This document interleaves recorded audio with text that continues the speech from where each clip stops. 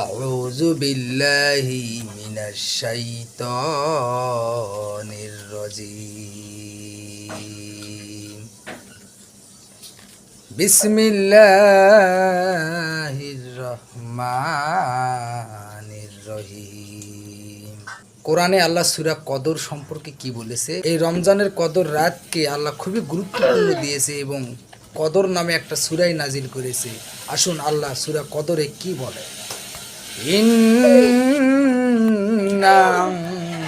আনজালনাহু ফি লাইলাতিল কদর। আমি কোরআনকে কদর রাতে নাজিল করেছি। ওমা আদরাকা মা লাইলাতুল কদর। তুমি কি জানো কদর রাত কি? লাইলাতুল কদরি খৈরুম মিন আলফি শাহর। কদরের রাত হাজার মাসের চেয়ে অধিক উত্তম। তানাজ্জালুল মালাইকাতু